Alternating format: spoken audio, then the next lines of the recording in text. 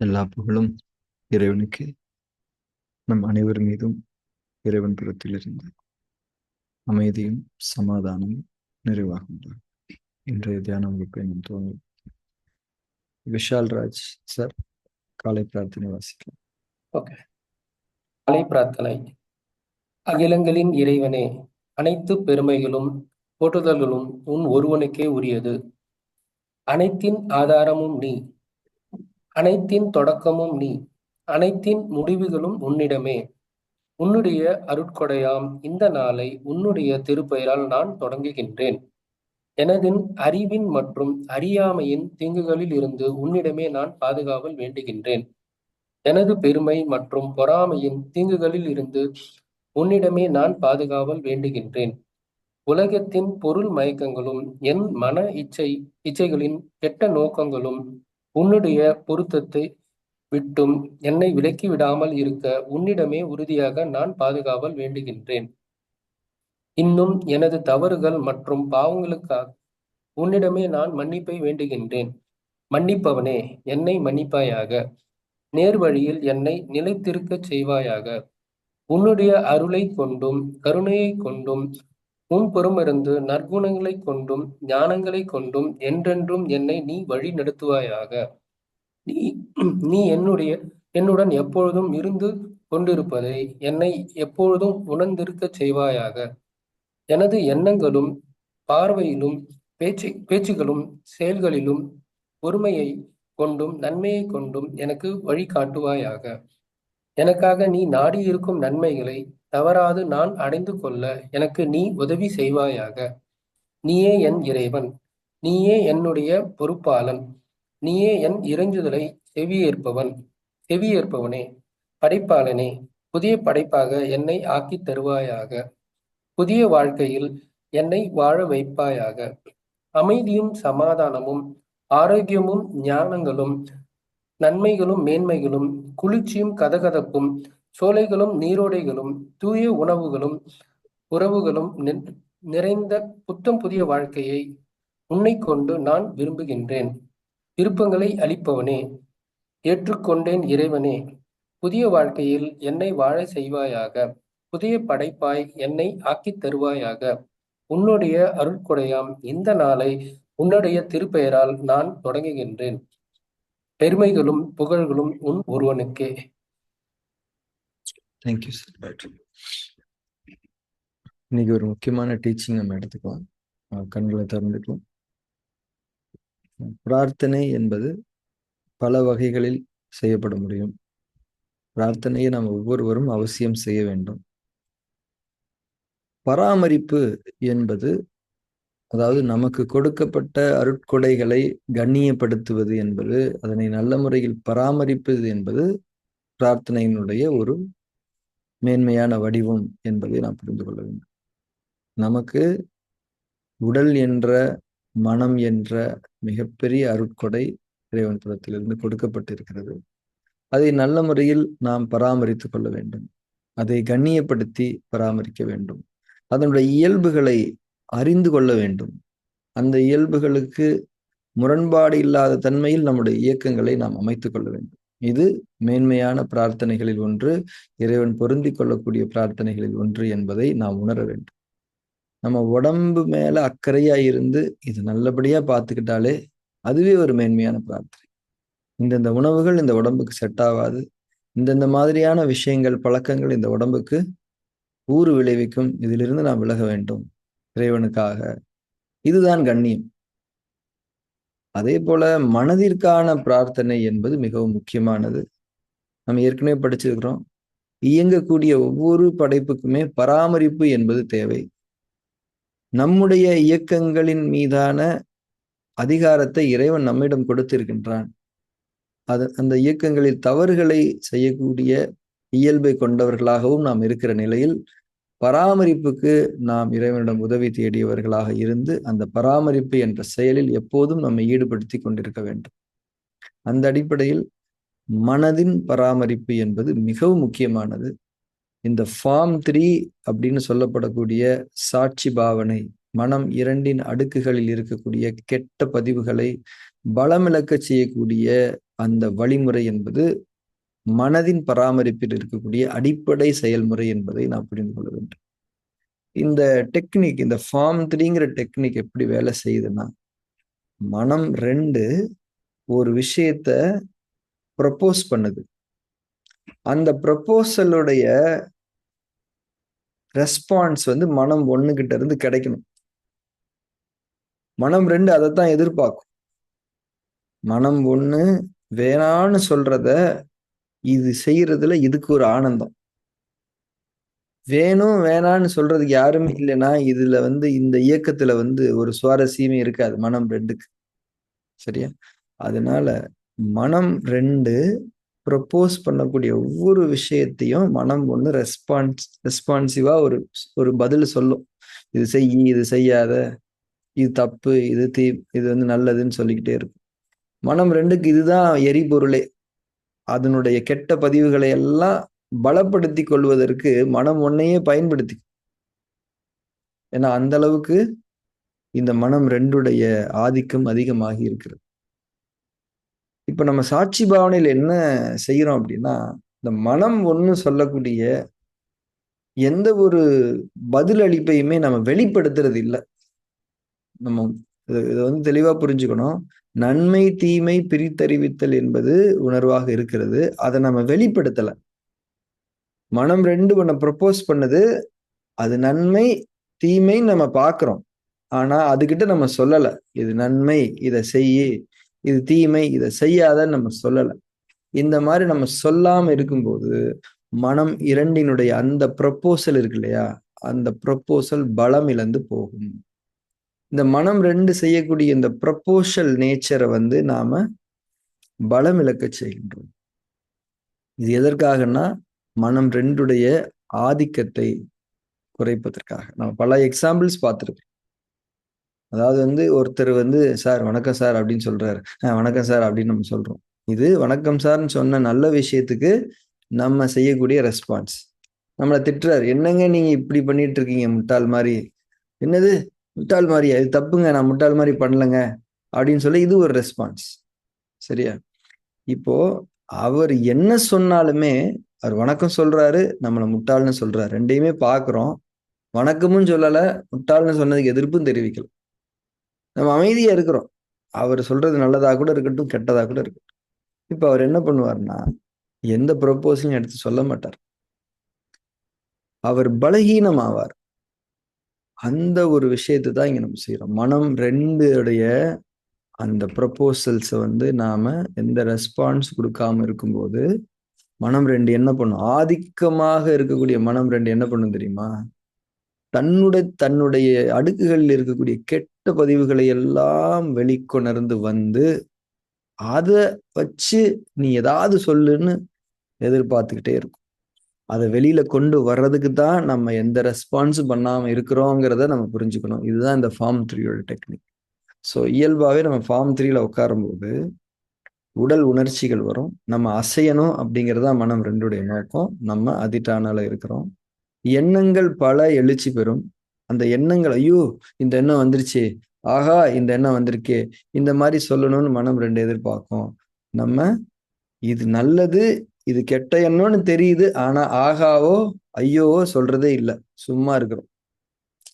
சரியா? So identify பண்றது வேற, ரெஸ்பான்ஸ் பண்றது வேற. இந்த ஐடென்டிஃபிகேஷன் மட்டும்தான் பண்றோம், ரெஸ்பான்ஸ் நம்ம பண்ணவே இல்லை. அப்போ மனம் 2 அடுக்குகளில் இருக்கக்கூடிய கெட்ட பதிவுகள் எல்லாம் வெளியே வந்துகிட்டே இருக்கும். வெளியே வர வர வர வர அதுக்கு ரெஸ்பான்ஸ் நம்ம பண்ணாம இருக்க அது பலகீனமாகும். நம்ம தியரியில படிச்சிருக்கிறோம், எந்த ஒரு டேட்டாவுமே எழுச்சி பெறும்போது அதுக்கு ரெஸ்பான்ஸ் இருந்தா மட்டும்தான் அது அடுத்த நிலைக்கு ஸ்ட்ரென்தன் ஆகும். இல்லாட்டினா அது வீக் ஆயிட்டே இருக்கும். இந்த ஒரு டெக்னிக் தான் மனம் பராமரிப்பில் இருக்கக்கூடிய விபாசனாவினுடைய தியான கோட்பாடுகள் சொல்லக்கூடிய அந்த நுட்பம். இந்த நுட்பம் வந்து அவ்வளவு எஃபெக்டிவா வேலை செய்ய முடியும் ப்ராப்பரா நம்ம செய்யும்போது. ஸோ இப்போ நம்ம ஃபார்ம் 3 ப்ராக்டிஸ் பண்ண போறோம். அந்த டெக்னிக்கை மட்டும் புரிஞ்சுக்கோங்க. எந்த ரெஸ்பான்ஸும் பண்ண வேண்டாம். ரொம்ப சிம்பிள். பாடியில எந்த உணர்ச்சி வந்தாலும் வரட்டும், அதை பாருங்க. எண்ணங்கள் என்ன வந்தாலும் வரட்டும், பாருங்க. தூக்கம் வருதா வரட்டும், நோ ப்ராப்ளம். ஒரு வெறுமைத்தன்மை இருக்கா இருக்கட்டும். என்ன நடந்தாலும் மூச்சு கவனிக்கப்படுதா அது கவனிக்கப்படட்டும். நல்ல செயல் மூச்சை கவனிக்கிறது. ஆஹா, மூச்சை கவனிக்கிறாங்க, சூப்பர் அப்படின்னு மட்டும் சொல்லிடக்கூடாது. மூச்சை கவனிக்கணும். ஸோ எந்த விதமான ரெஸ்பான்ஸும், எந்த விதமான ஆதரவும், எதிர்ப்பும், விருப்பமும், வெறுப்பும் இல்லாம ஒரு பார்வையாளராக இருந்து நம்முடைய உள் நிகழ்வுகளை பார்த்து கொண்டிருக்கக்கூடிய தன்மைதான் ஃபார்ம் 3யினுடைய நுட்பம். அந்த நுட்பத்தை உணர்ந்து அதை நம்ம செயல்படுத்தணும். அது நம்ம செயல்படுத்துறது இல்லை, அதுவே செயல்படும். நம்ம அனுமதிக்கணும். அந்த அனுமதி தான் ரெஸ்பான்ஸ் பண்ணாம இருக்கிறது. சரியான புரிதலோட நம்ம ஃபார்ம் 3 பண்ணலாம். ரொம்ப சிம்பிளா அதை புரிஞ்சுக்கிறதா இருந்தா நீங்க கண்ணை மூடி உட்காருங்க, அதிர்ட் ஆனாலும் உட்காருங்க. என்ன நடந்தாலும் அதை பத்தி எந்த கருத்தும் சொல்லாதீங்க, யாருக்கிட்ட எந்த கருத்து கேட்காதீங்க. கண்ணை மூடி உட்கார்ந்துருந்தேன், அசையாம உட்கார்ந்துருந்தேன், அவ்வளவுதாங்க. உள்ள என்னங்க நடந்தது? என்னென்னமோ நடந்ததுங்க. அதை பத்தி நான் ஒண்ணுமே சொல்லவும் விரும்பல, அதை பத்தி மேற்கொண்டு நான் பேசவும் விரும்பலைங்க. இதுதான் பார்வையாளர் தன்மை. புரிதலோடு தியானம் தொடங்க.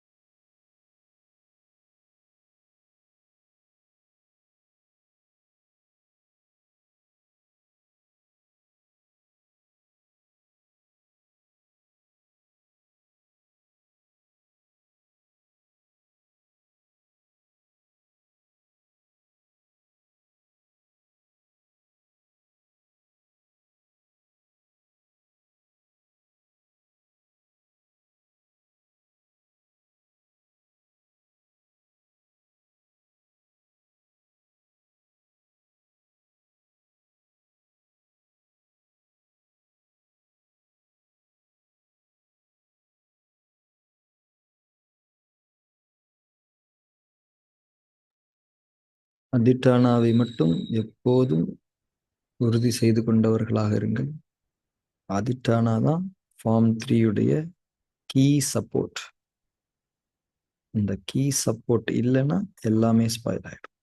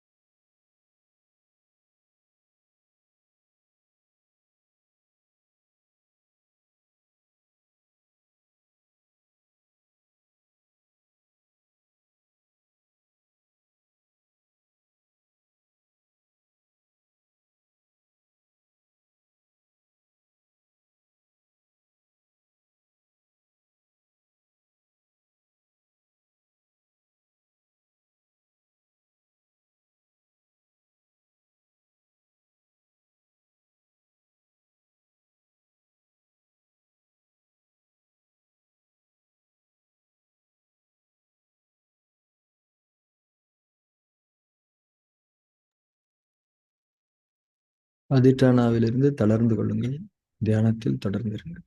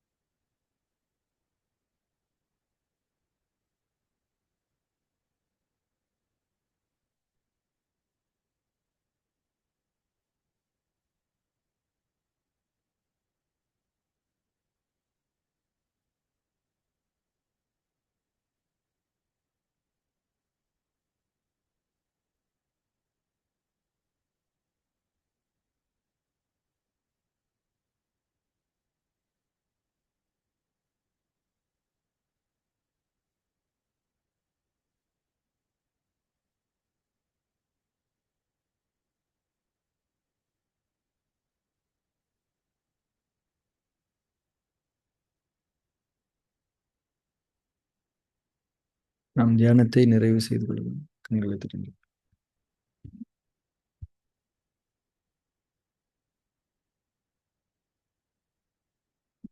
இந்த மனதை பராமரிக்கக்கூடிய ஒரு நுட்பத்தை நாம் ஒவ்வொரு நாளும் செய்ய வேண்டும். அதற்கான தேவை இருக்கிறது என்பதை மட்டும் உணர்ந்து கொண்டால் போதும்.